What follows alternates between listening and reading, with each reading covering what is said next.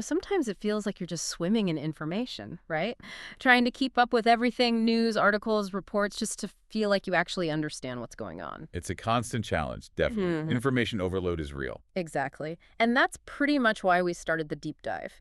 Think of it as like your personal filter. We take all these sources, these documents, research, maybe stuff you'd even send us, and we pull out the key takeaways. The really important bits, the surprising details, the core ideas. Right, so you don't have to spend hours wading through it all yourself. We do the digging for you. We try to connect the dots presented in the material. And today we're diving into something pretty substantial. It's a compelling, really detailed set of documents. The file is titled leftistterrorism.pdf. Okay. And it compiles reports focusing on what it labels domestic terrorism by the American left. It covers a specific period, January 2017, right through to August 2020. So a nearly 4-year span, that's a lot of ground. It is. And it gives a fascinating look, definitely intense, but a fascinating look at a whole range of reported incidents from a very particular viewpoint. Got it. So what's our goal with this deep dive, then? What are we trying to achieve for the listener? Good question. Well, our mission here is really straightforward. We want to impartially convey the information that's actually in these documents, the specific examples cited, the occurrences reported, the details provided. So no judgment, just laying out what the source itself presents. Exactly. We'll explore what this compilation highlights as the key incidents, the main patterns it sees. The idea is to help you navigate this, pretty dense material without getting bogged down. Right, make sense of the information as it's presented in this specific source. Precisely. We're essentially walking you through the compiler's perspective on these events, showing you what they chose to include and emphasize. Okay, let's get into it then. Let's unpack this. The source material, it starts painting its picture right from early 2017. We're talking immediately after the presidential inauguration. A significant political transition point. Right. And it sets a tone pretty quickly, suggesting what the compilation calls a significant rise in reported violence and threats, which it attributes to the American left. So it posits this immediate onset of unrest, basically picking up the narrative from day one of that administration. That's how it reads, yeah. It jumps right in. That's interesting. It's fascinating, actually, how the source immediately focuses on events right around the 2017 inauguration. It presents this picture of, instant unrest. For instance. Well, on Inauguration Day itself, January 2017, the compilation reports that 217 violent protesters were arrested in Washington, D.C. 217, that's a specific number. It is. And it wasn't just about physical actions, according to the source. It also brings up public statements. It draws attention to things like Madonna's comment about, quote, blowing up the White House. I remember that causing a stir. Right. The document notes the Secret Service investigated it, although she later clarified it was meant as a metaphor. But the source includes it, suggesting, a perceived climate of pretty high tension and volatile rhetoric right from the get-go. So, okay, you have the big Inauguration Day events, the rhetoric. Did the source material then quickly move into detailing more sort of person-to-person confrontations, specific groups? It absolutely did, yeah. Almost immediately, the compilation starts describing what it calls direct attacks on individuals. Like what? It specifically mentions a pro-Trump demonstrator being knocked out during a protest. Just boom, knocked out. Wow. And then there's another incident it describes in detail. Protesters reportedly surrounded a vehicle that had a pro-Trump flag. Okay. According to the report, they ripped the flag off, burned it, started pounding on the car, and even punctured the tires. So, pretty aggressive actions. Yes. And these examples are presented really early in the document. It seems like they're used to establish this pattern of direct confrontational action against perceived political opponents right away. And did it broaden out from just protesters versus protesters? What about officials? Yes, definitely. The documents highlight incidents specifically targeting public officials and other figures. For example, the compilation reports Representative Tom McClintock needing a police escort to his car after a town hall meeting because of angry protesters. Just to get to his car safely. That's what's reported.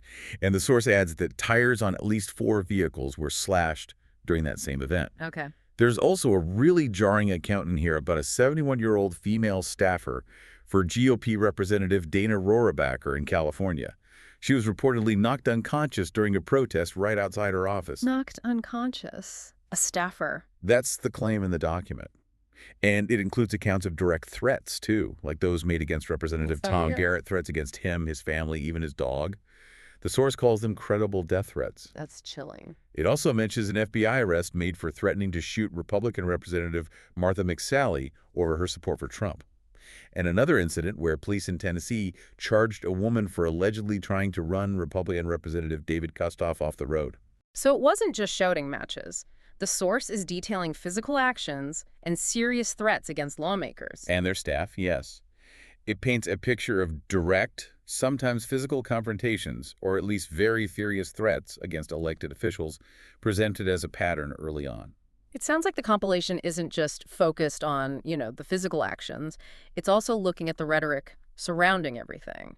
What kind of statements does it highlight from maybe more prominent figures during that initial 2017 period? That's a key point. The source definitely highlights what it frames as high-profile, inflammatory rhetoric, even from prominent Democrats, according to its narrative. Such as? It cites the then vice presidential candidate Tim Kaine, his call for his party to, quote, fight in Congress, fight in the courts, fight in the streets, fight online, fight at the ballot box. Okay, fight in the streets being the part they likely emphasize. That seems to be the implication. And even more starkly, it cites Loretta Lynch, a former attorney general, reportedly calling for blood and death in the streets. Wow, that's strong language from a former AG. Extremely. The material also includes examples of what it views as simulated violence or threats. Like Kathy Griffin's photo shoot, remember that?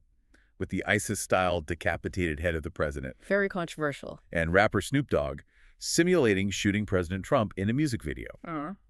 These examples, as they're laid out in the source, contribute to this narrative of an environment where, in its view, really aggressive speech and imagery were becoming more common, maybe even normalized. Okay, so direct actions, targeting officials, high-profile rhetoric. What about disruptions, like on campuses or at public events? Does the source get into that for 2017? Oh, yes. There's a whole section on campus and public event disruptions. The compilation states, for example, that a speech by Milo Yiannopoulos at UC Berkeley got canceled. Why? What happened there? According to the source, rioters set parts of the campus on fire and threw rocks through windows. It also notes Yiannopoulos himself reportedly tweeted that a supporter wearing a Trump hat was thrown down and kicked during the chaos. So actual violence leading to a cancellation. That's the report.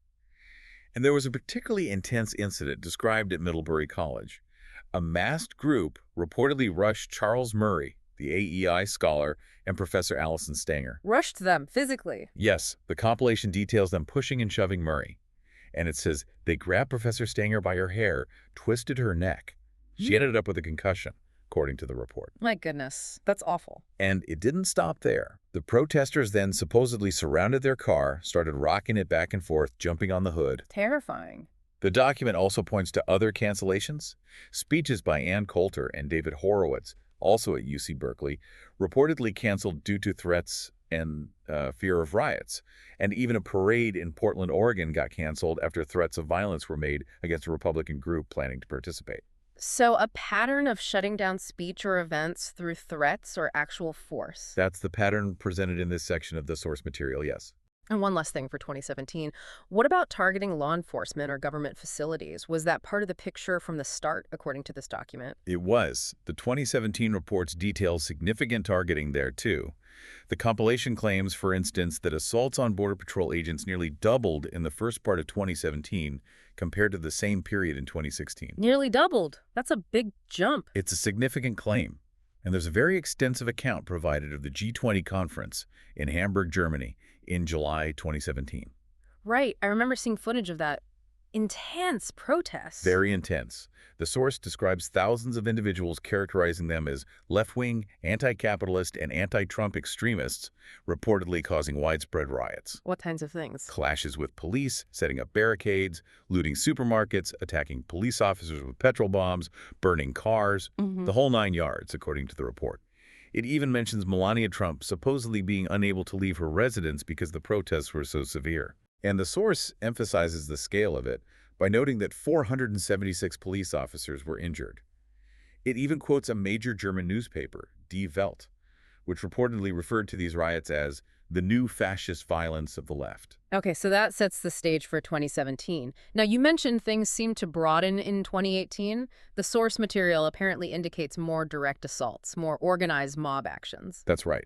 As we move into the 2018 incidents documented here, There seems to be an evolution, or maybe an escalation, presented in the source.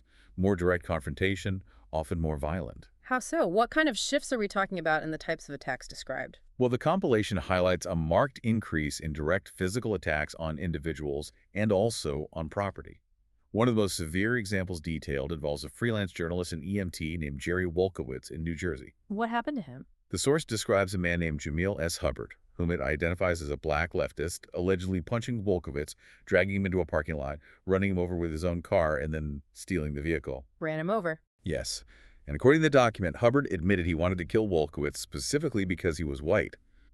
Wolkowitz tragically died later from his injuries. The compilation notes Hubbard faces life in prison. That's incredibly disturbing. A racially motivated killing, presented as politically linked. That's how the source frames it. On the property side of things, for 2018, the documents report a Trump supporter's home in Oceanside, California being vandalized.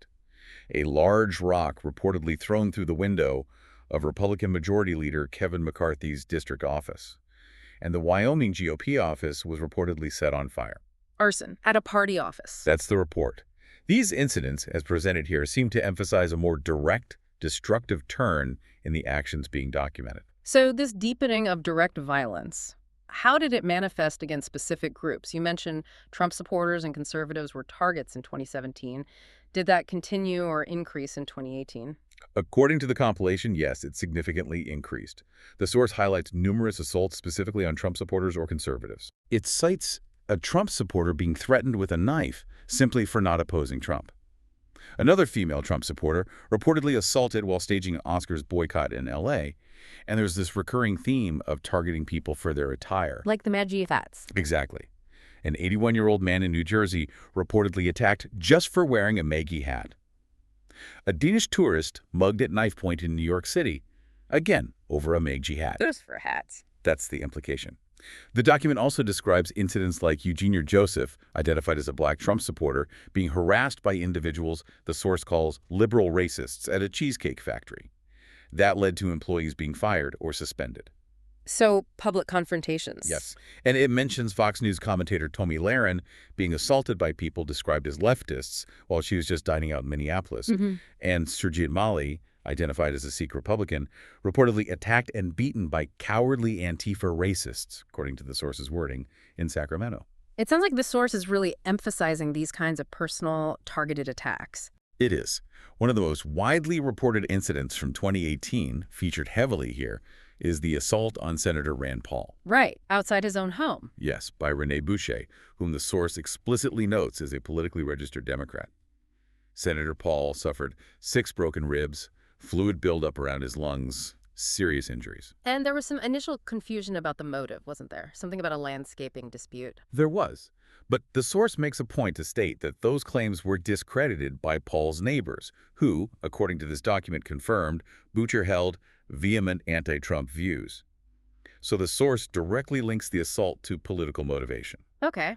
So alongside these physical assaults, what about the rhetoric and threats from public figures in 2018? Did the compilation suggest that intensified as well? It certainly paints a picture of escalating rhetoric, yes, and specific threats. It cites, for example, Senator Kamala Harris reportedly joking about killing Trump, Pence, and Sessions in an elevator. A joke about killing them. That's how the source presents the quote. It also quotes CNN guest Professor Lawrence Tribe saying about Trump, "If you're going to shoot him, you have to shoot to kill." That seems pretty direct. It's presented as very direct. The document even recounts a public school in Chula Vista, California, reportedly displaying a depiction of a severed head of President Trump on a spike. At a school. That's the claim. And it details Peter Fonda reportedly calling for a mob to kidnap President Trump's then 11-year-old son, Barron, and throw him in a cage with pedophiles. That's just vile. Extremely graphic and disturbing.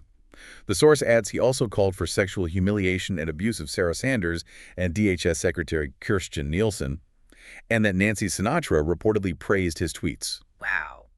So these examples, as laid out here, illustrate what the source presents as an environment of extreme rhetorical aggression, often highly personal and violent in nature. Were there also more general calls for unrest or violence cited from prominent figures? Yes, the compilation includes examples of that too. Nancy Pelosi is quoted wondering aloud why there aren't uprisings across the nation, and then adding, maybe there will be. Kind of predicting or encouraging it? The source seems to imply the latter. It also reports Maxine Waters calling for mob violence against the Trump administration, and it brings up CNN's Chris Cuomo again, citing him defending Antifa by stating that all punches are not equal morally. Okay. And what about things like doxing? Was that becoming a tactic highlighted in 2018? Yes, the source points to actions it characterizes as symbolic violence or doxing. Specifically, it mentions Professor Sam Levine of NYU reportedly creating a database that illegally doxed 1,595 ICE employees. Doxed ICE employees. That's dangerous. Very. And the source claims that this database was then used and spread on Twitter by what it terms the Antifa terrorist organization. Okay, so a broadening scope, as you said earlier. Did organized mob actions also become more common or visible in 2018, according to the source? They absolutely did, based on the reports compiled here.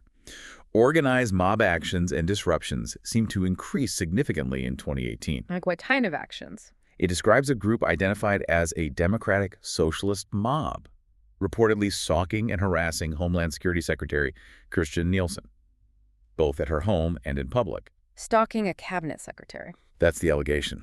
It also details a prominent San Diego attorney, Benjamin Israel Simonu, reportedly violently attacking an elderly veteran without provocation during an anti-IC rally. Attacking a veteran at a rally. Unprovoked, according to the source. And the Nebraska GOP headquarters was reportedly attacked by individuals described as open borders activists, smashing windows, spray painting, abolish IC. So targeting party infrastructure again? Yes. And the compilation details ongoing Antifa riots in Portland, Oregon. Mobs reportedly taking over streets, blocking traffic, harassing drivers, and it specifically notes that police were reportedly ordered to stand down during some of these events. Ordered to stand down. That seems significant if true. It's a recurring claim in this source regarding Portland. Then there were the Brett Kavanaugh Supreme Court confirmation hearings. That period saw significant reported unrest. I remember the protests being very intense. The document describes a leftist mob reportedly trying to take over the Capitol building during the hearings. It states this led to at least 500 arrests. 500 arrests. That's the number cited. It also highlights the arrest of a congressional aide. This person was charged with doxing, identity theft, and witness tampering. For what? For allegedly posting the personal information of several Republican senators illegally on Wikipedia, using a House computer, and also threatening to release health information belonging to the senator's children. So that's crossing a serious line. Absolutely. The compilation also mentions further Antifa actions throughout 2018 reported attacks on the Patriot Prayer Group, people described as Antifa black shirts, smashing windows at a U.S. Marine Corps recruiting office, and other riots noted in Berkeley and Rhode Island. It presents a picture of widespread, varied, and organized disruption and confrontation. Okay, so that takes us through 2018. Now, moving into 2019, the source material seems to indicate things intensified again. New tactics, broader targets, more harassment and violence reported. What new patterns really started to emerge then? Yes, 2019, as presented in the source, shows a definite development in aggressive tactics. We see novel forms of assault appearing, more explicit calls for violence coming from different sectors, and organized attacks on governmental and even cultural symbols. Novel forms of assault, like what? Well, one thing the source specifically highlights is the emergence of milkshaking. Throwing milkshakes at people. Yeah, exactly. The source notes it originated in the UK. It involved throwing milkshakes, but sometimes, allegedly, mixed with things like quick-drying cement at political opponents. Cement. That makes it a weapon, not just a protest. Precisely. It references an incident in the UK where someone described as an Islamic leftist protester threw a milkshake at the British conservative activist Tommy Robinson. And did this happen in the U.S. too? Yes. The compilation details Amanda L. Kondratiev, described as a failed Democrat political candidate, throwing a drink at Representative Matt Gaetz after a town hall meeting. It notes she later got 15 days in prison for it. So it's presented as this new physical form of public shaming and assault migrating across the Atlantic. And tied into this, you mention attacks on journalists intensifying. Yes, the source gives significant attention to attacks on journalists in 2019, particularly the incident involving Andy Ngo. Right, the journalist in Portland. Yes, described here as a Vietnamese-American journalist. He was reportedly brutally beaten by Antifa in Portland, hospitalized with a brain hemorrhage. This happened, according to the source, after he was blinded in a milkshake attack. Blinded by it, so it wasn't just a milkshake. The source implies it might have contained something else, or perhaps the act itself caused injury leading to the hemorrhage diagnosis. It also highlights reactions to this attack. It notes a Human Rights Campaign press secretary reportedly called Nengo a sniveling weasel and said the attack was the greatest thing that could have happened. That's a shocking thing to say after someone's hospitalized. It's presented as such. The document also claims some media outlets excuse the violence or even blame the victim, framing this as a pattern of how such incidents were covered, in its view. Okay, so milkshaking, attacks on journalists, it sounds like the range of targets was broadening too. What about the Megillah hat attacks you mentioned earlier? Did those continue? And were other groups, maybe unexpected ones, targeted? You're right, the compilation portrays a definite broadening of targets in 2019. The Megillah hat incidents continued as a recurring theme. The source lists several more examples. Right. A leftist arrested for pulling a gun on a man wearing one in a Sam's Club in Kentucky. A Van store employee fired for harassing a teenager wearing one. That 81-year-old man in New Jersey attacked again. Or perhaps another incident involving an elderly man. An illegal migrant from Brazil reportedly attacking a man in Massachusetts over a Megillah hat. So still happening frequently, according to this source. Yes, and targeting various people, students, even North Korean defectors, reportedly harassed in D.C. for wearing them. It suggests a continued pattern of targeting people for very visible political affiliation. And you mentioned other groups. Yes, indeed. Pro-life individuals became explicit targets. According to the source, it describes an 85-year-old pro-life man in San Francisco reportedly being brutally attacked and beaten by leftist activists. Beaten for being pro-life. That's the claim. Another case details a pro-life woman outside a Kentucky abortion clinic suffering a broken leg, allegedly due to an altercation. The compilation also notes Jillian Ward, described as a deranged leftist pro-abortion protester, arrested for misdemeanor assault after reportedly violently attacking a pro-life supporter on camera. So the scope of who is considered a political opponent is widening to include activists on specific social issues. It appears so, based on these reports. It also mentions death threats and harassment campaigns launched against Canadian independent movie theater owners who plan to screen the pro-life film unplanned. Okay. And did the source categorize any specific incidents in 2019 as hate crimes? It did. The document highlights specific incidents it labels as hate crimes that it says emerged or became more prominent in 2019. What kind of incidents? It details a black, gender-confused man, using the source's terminology, arrested for pepper spraying 11 random white people in New York City. Police reportedly investigated that as a string of hate crimes. Okay. In another instance, Stephen Ray Becky, identified as a white individual, was arrested for intentionally running down an 11-year-old white girl on an electric scooter. The source claims he admitted his motive was racial.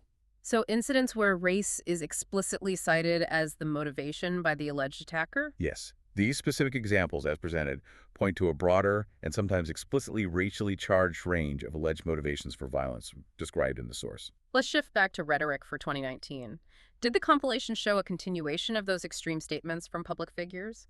Maybe even more explicit calls for violence or death? Yes. The compilation presents several examples suggesting that continued, and perhaps even intensified. It claims, for instance, that followers of Representative Alexandria Ocasio-Cortez on Twitter threatened to murder Representative Steve Scalise. Threatened to murder him online. That's the claim. Bette Midler reportedly suggested stabbing President Trump in a now-deleted tweet. And there's a particularly stark example provided. A screenshot image attributed to liberalism in 2019 America with text bluntly reading, "Death camps for Trump supporters now." Death camps. That's horrifying rhetoric. Extremely. The material also notes actor Tom Arnold reportedly fantasizing about killing Donald Trump Jr., which drew criticism and attention from the FBI and Secret Service. These examples illustrate a pattern of rhetoric that, in the source's view, was moving beyond just protest into direct threats or incitement. Were academics or journalists also implicated in these calls for violence, according to the source? Yes, the source includes examples there, too. It notes New York Times op-ed columnist Michelle Goldberg reportedly advocating for violence against pro-life students. Advocating violence. A columnist. That's the allegation.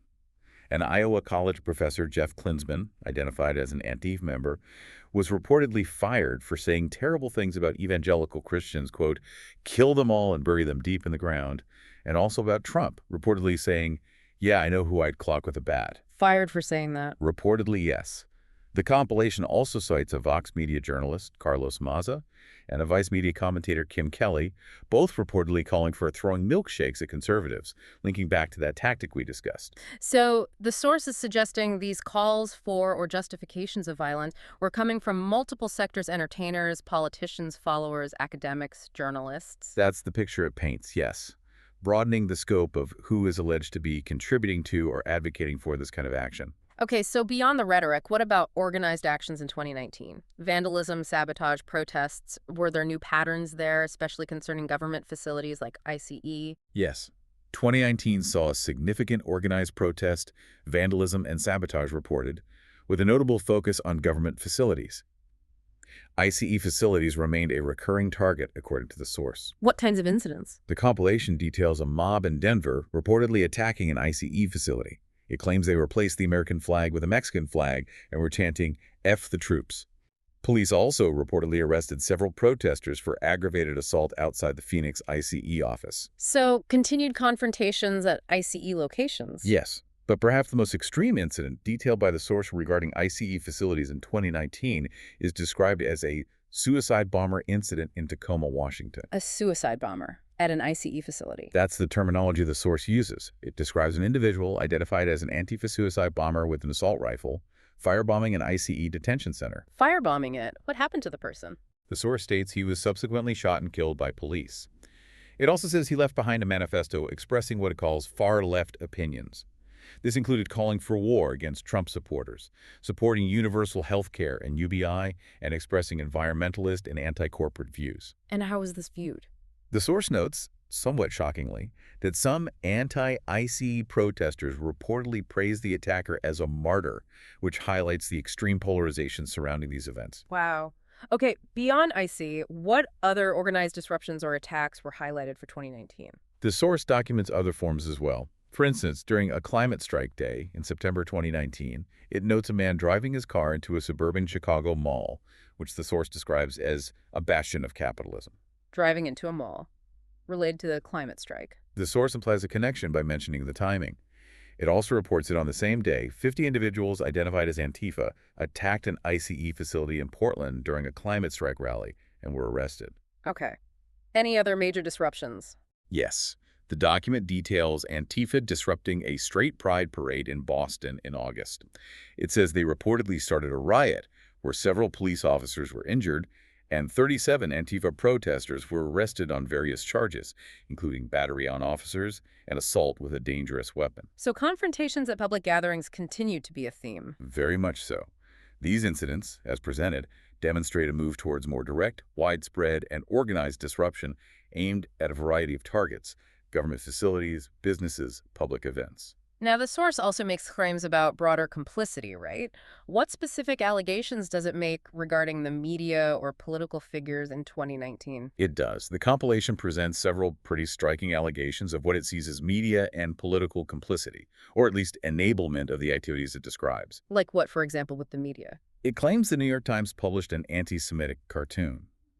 It describes it as depicting Israeli Prime Minister Benjamin Netanyahu as a guide dog with a Star of David collar, leading a blind President Trump who was wearing a skull cap. Okay, that sounds highly controversial. It also states that Twitter illegally banned Jack Posobiec, described as a conservative, supposedly for tracking acts of violence by leftists. The source even cites CBS, the network, as encouraging physical attacks on conservatives. Encouraging attacks? That's a strong claim. It is. And it brings up CNN's Chris Cuomo again, reiterating his August 2018 statement defending Antifa, where he reportedly said, "All punches are not equal morally." It also accuses the alleged fact-checker site Snopes of having attempted to excuse the violence against Andy Ningo.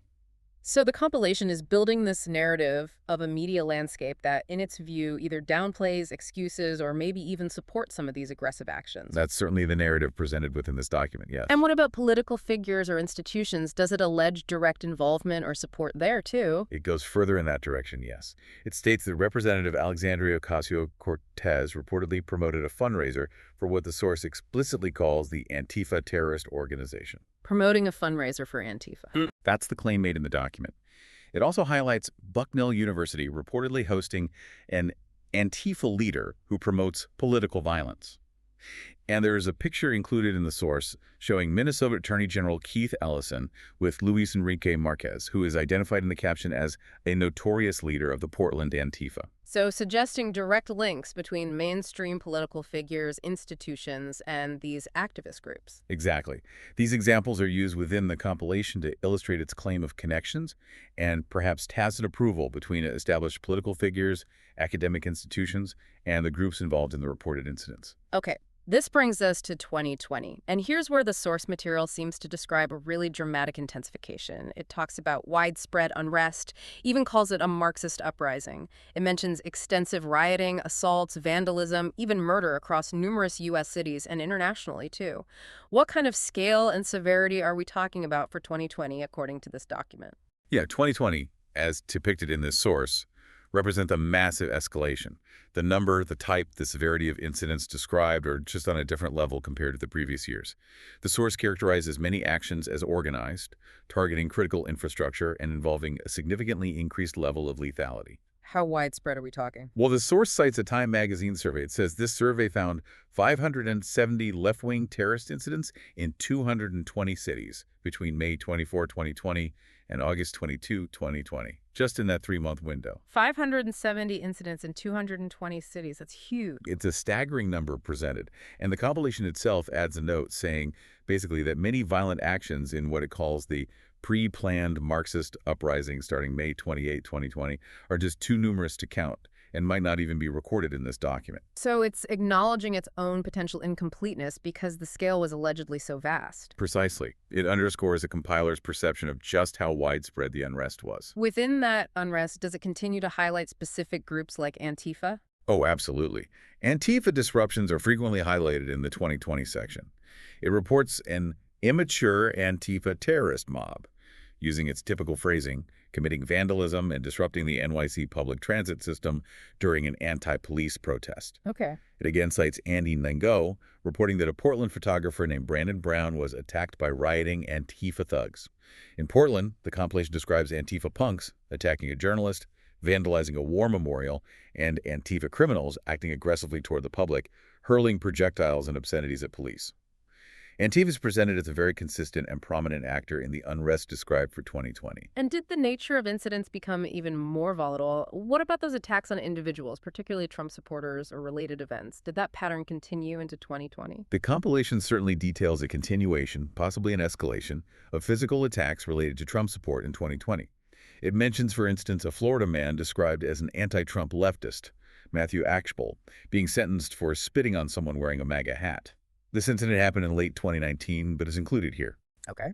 It also highlights someone described as an unhinged Trump-hating leftist, verbally attacking a volunteer for Laura Loomer at a restaurant, then slapping the hat off their head. Just slapping a hat off someone's head in a restaurant. Yes. And then there's Gregory Tim, described again with the label TDS-afflicted leftist, who reportedly deliberately drove his van into a Trump voter registration event in Jacksonville, Florida. Drove his van into an event. People could have been killed. It sounds incredibly dangerous.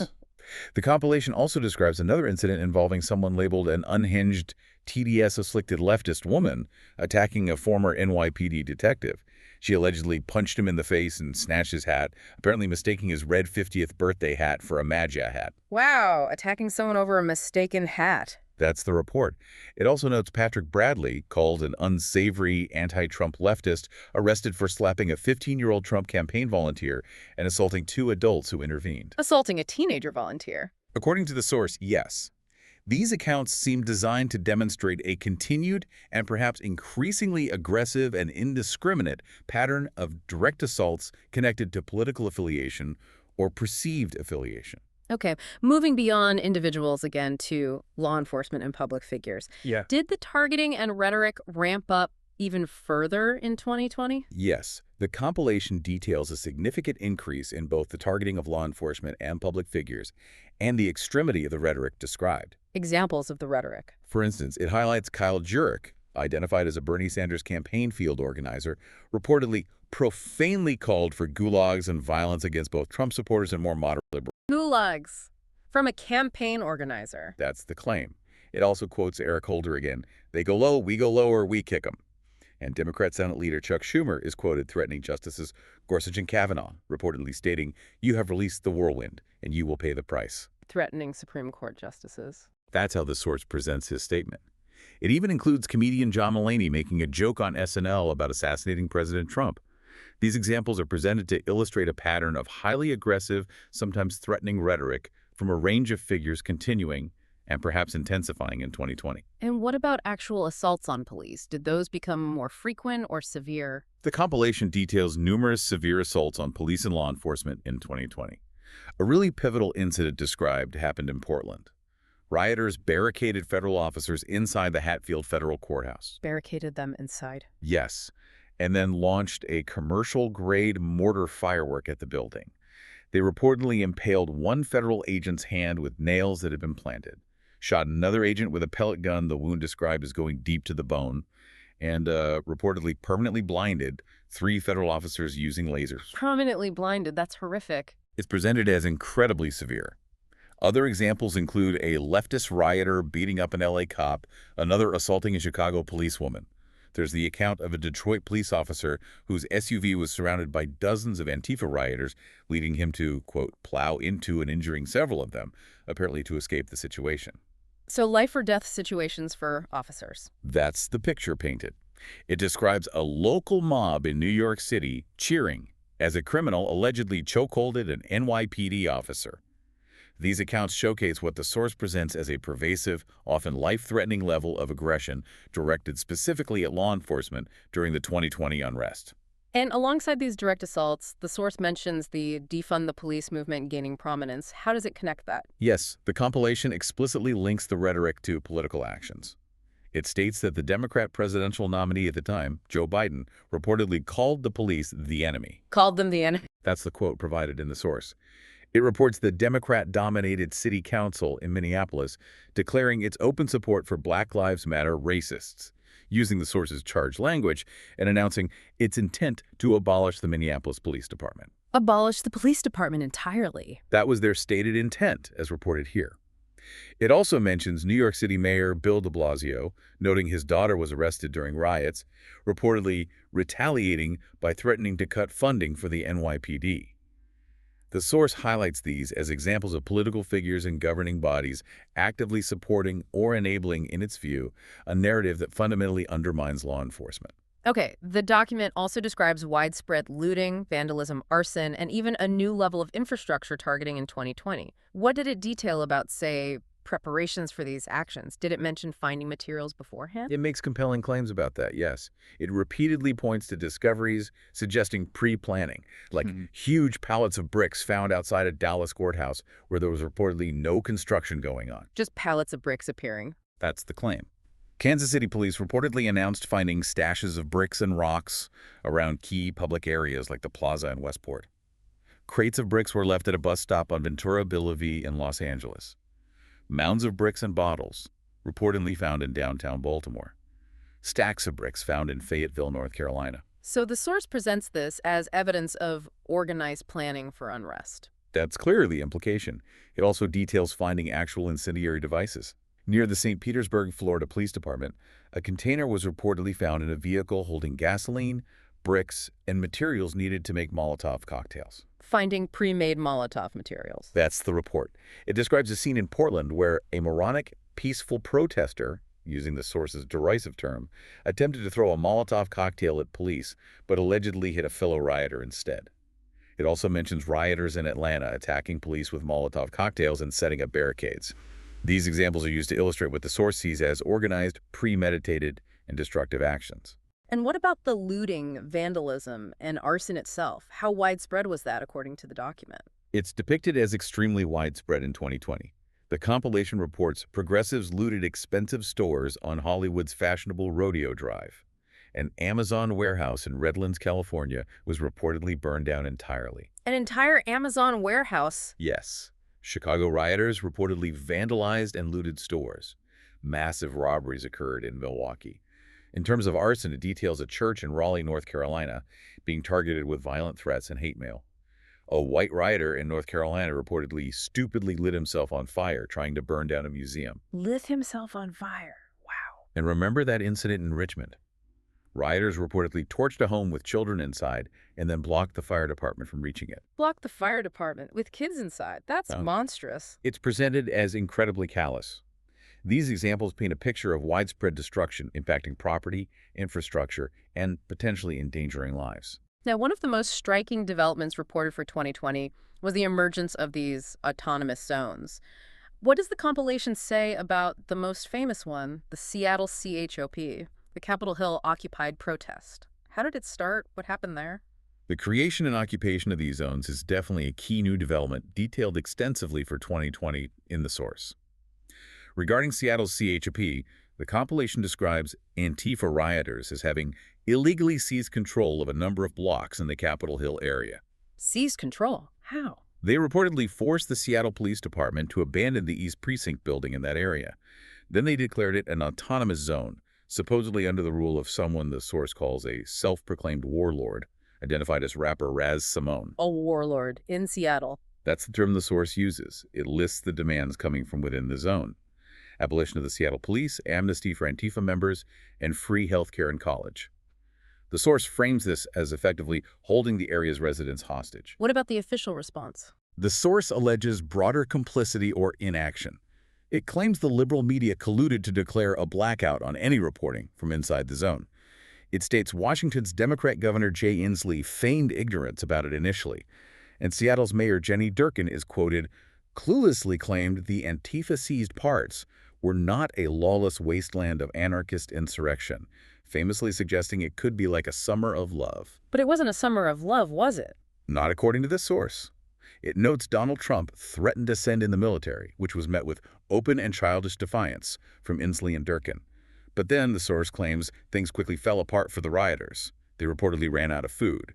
Raz Simone's armed group faced criticism for vicious and unprovoked attacks and attempted extortion within the zone. So internal chaos and violence. Yes. The source also notes a number of Antifa punks viciously attacked and sexually assaulted a street preacher inside the CHOP. Eventually, after several shootings occurred within the zone, resulting in 2 deaths and 3 injuries plus other crimes, Mayor Durkan ordered the police to dismantle it and retake the precinct. So it ended in violence and failure, according to this account. That's how the compilation presents it. A clear example of uncontrolled, ideologically driven occupation leading to predictable and dire consequences.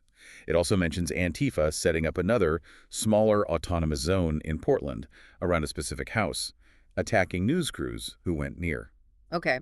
Now, the most disturbing part of the 2020 section seems to be the inclusion of actual murders and acts of extreme violence. What are some of the most high-profile cases the compilation highlights where people were killed? Yes, this is definitely the most alarming escalation detailed for 2020. The source includes several high-profile murders it attributes to the unrest. Retired St. Louis Police Captain David Dorn, for example. He's described as being murdered by socialist revolutionaries during riots in St. Louis while trying to protect a friend's pawn shop. Murdered on Facebook Live, wasn't it? Yes, the compilation notes the shooting and the subsequent theft were posted on Facebook Live.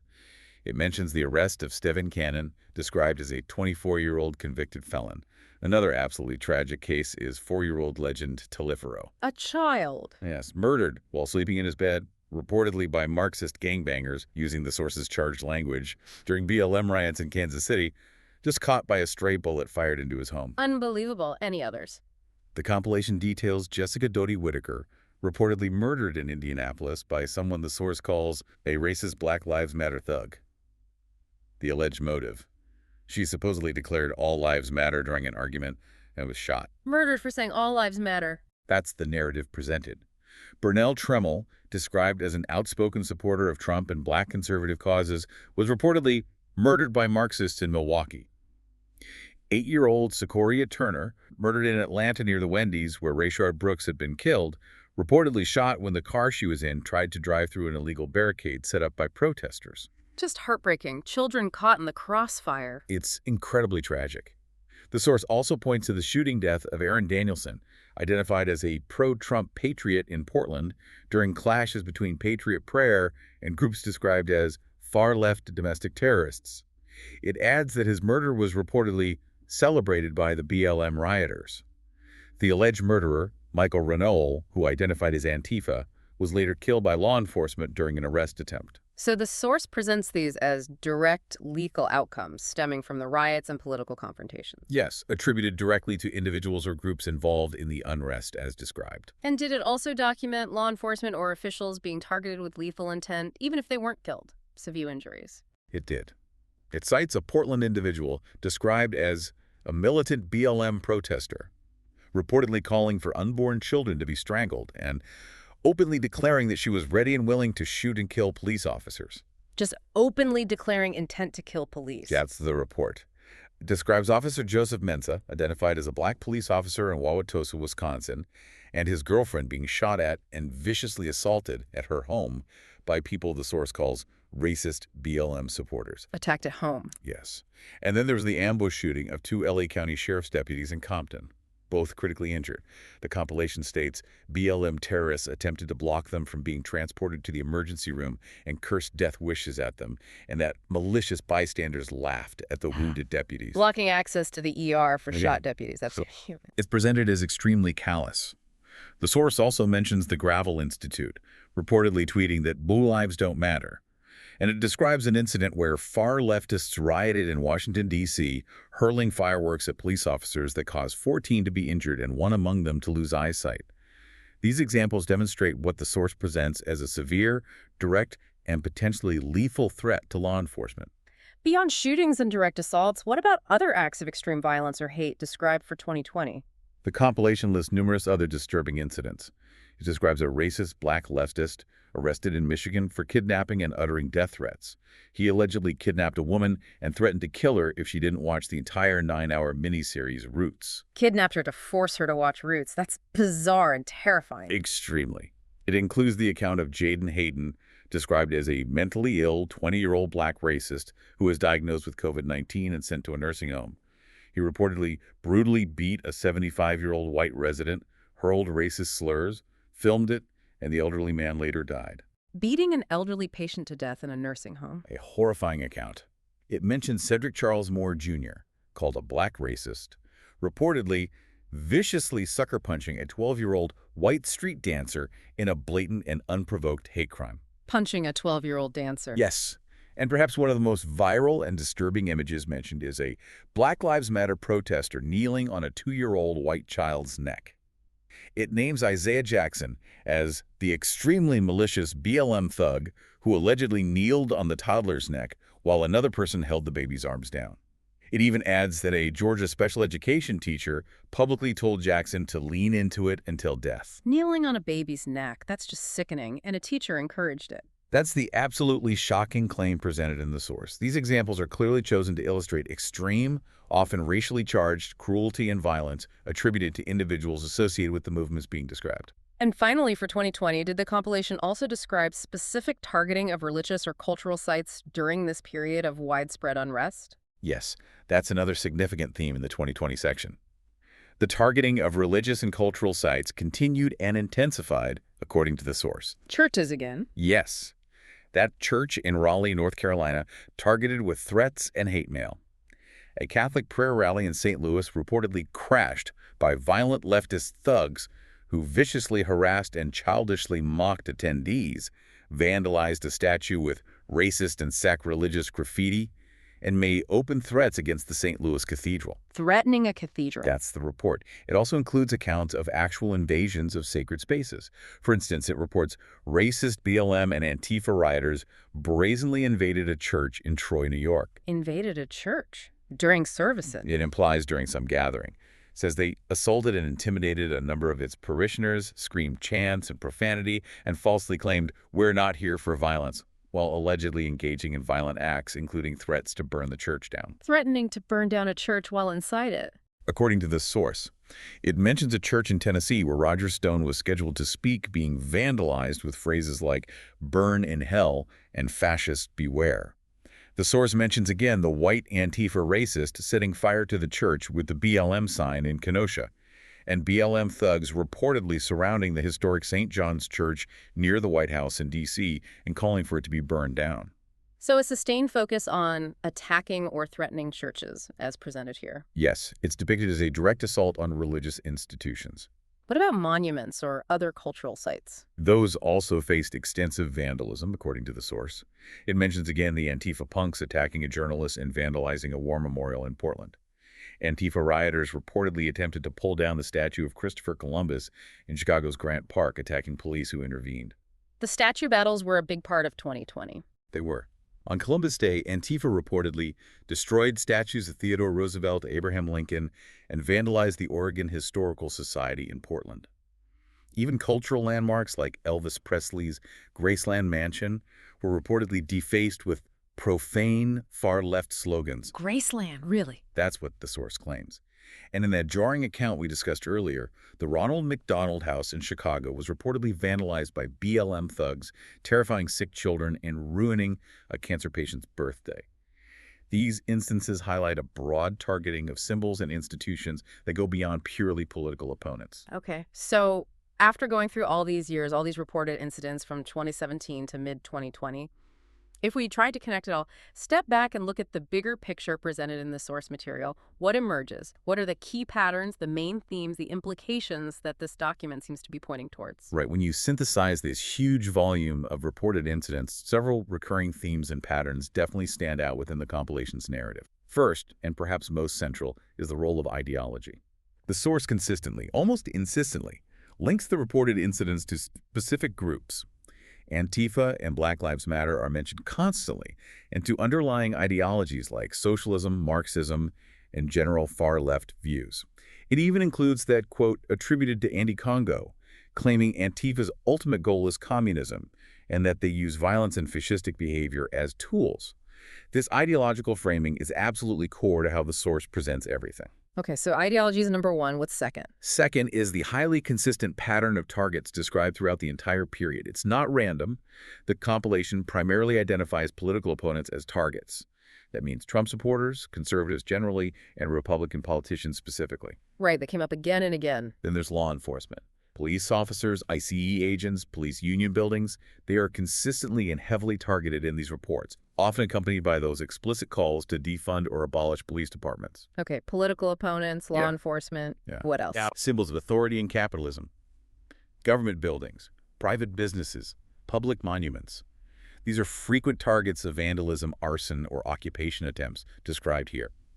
Also, media and journalists are highlighted as targets, especially those perceived by the actors as conservative or critical of their movements. They face reported physical assaults, doxing, and threats. And the religious and cultural sites we just talked about. Exactly. Churches, cathedrals, historical statues, they form another distinct category of targets repeatedly mentioned in the source. So there's a clear pattern of who and what is being targeted according to this document. It does seem like a very specific list of targets, and you mentioned escalation earlier. How does the source illustrate that progression over the years? Is that another key theme? Absolutely. The escalation of violence is a major narrative thread. The reported incidents clearly demonstrate a progression. It starts in 2017, according to the source, with more verbal harassment, maybe minor physical scuffles.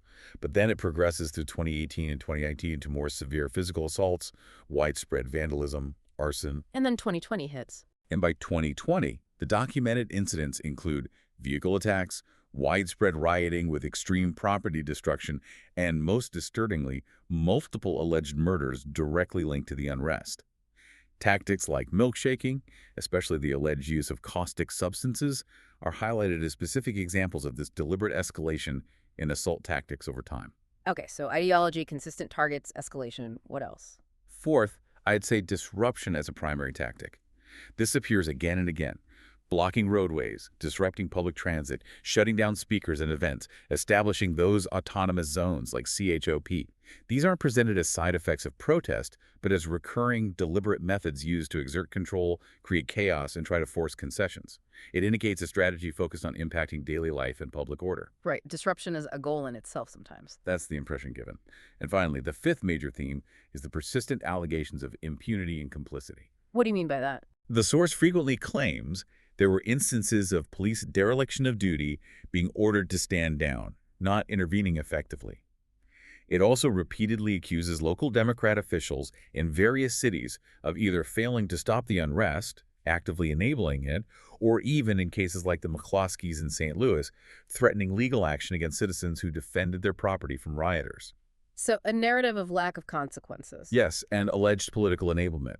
It suggests a perceived lack of consequences for many of the actions described, and often combines this with accusations of biased framing or downplaying by certain media outlets. This whole theme frames the events within a broader political and media context as constructed by the compilers of this document. It also seemed to touch on racial dimensions in complex ways. How did that fit in? That's a really nuanced point in the source. While many incidents are described simply as leftist attacks, regardless of the race of those involved, the compilation also makes a point of highlighting specific incidents where race is explicitly cited as a motivator by the alleged attacker. Like the attacks on white individuals cited as being because they were white. Exactly. Or, conversely, attacks on black individuals because they supported Trump. The source emphasizes this narrative of what it calls racist leftists Yeah. attacking black Trump supporters, framing it as hypocrisy or betrayal. So race is woven into the narrative in specific, often highly charged ways, depending on the incident being described. Okay. So bringing this all together, what does this mean for you, the listener? We've just gone through a huge amount of detailed, often disturbing information drawn from this one source. The sheer volume, the intensity, it presents a real challenge for understanding this It period, really does. It's a lot to process, especially when trying to separate individual reported events from the broader patterns the source is asserting. which leads to a crucial question, doesn't it? Absolutely. It raises this important question for you listening now. When you're faced with such a dense, highly detailed, and let's be honest, highly charged collection of information like this, how do you process it? How do you interpret it? Because this deep dive, it's based entirely on this source material. Exactly. This compilation comes from a very specific viewpoint, a particular lens. It's packed with detailed examples of actions, motivations, consequences, all seen through the perspective of whoever compiled these reports. So what's the takeaway for evaluating it? It just underscores how critical it is to evaluate your sources, Mm. to understand the stated perspective or even the unstated perspective of the source itself, and to try and discern the factual accounts of what reportedly happened from the descriptions, the labels, the characterizations that inevitably accompany them in a compilation like this. Like noticing the difference between reporting X person was arrested versus X unhinged leftist thug was arrested. Precisely. It forces us to think about how events are framed, how narratives are constructed, and what the potential implications of those frames are for our own understanding. We have certainly taken a deep dive today. We've explored this vast compilation of reported incidents described in the source as domestic terrorism by the American left, stretching from early 2017 right through August 2020. It's covered a huge range from individual assaults and threats to large-scale riots and occupations, targeting specific people, political opponents, law enforcement, public infrastructure. The source material presents this consistent narrative of escalating unrest, specific targets, and increasingly aggressive tactics over that period. And this deep dive has aimed to present that narrative, that specific perspective, faithfully. It's packed, as we said, with the detailed examples, the alleged motivations, the reporting consequences, all as seen through the lens of these particular documents. It definitely highlights the complex and often deeply confrontational nature of political and social movements, at least as documented in this specific material. Giving you a structured view of its claims, its observations, its overall argument. So here's something provocative for you to maybe think about after listening to all this. In this age where information is just everywhere, and it so often comes loaded with strong viewpoints, either explicit or hidden, how does really grappling with a source like this one that presents such a specific, detailed, and often emotionally charged account, how does that sharpen your own ability? Your ability to critically analyze events, Yeah. to see the underlying complexities beyond just the headlines or the surface reports. Exactly. What responsibilities do we have as consumers of information when we encounter such detailed and sometimes disturbing accounts of unrest and conflict? Something to mull over. Definitely food for thought. Thank you for joining us on this deep dive. We sincerely hope this exploration has given you a clearer, more informed understanding of the material presented in these documents.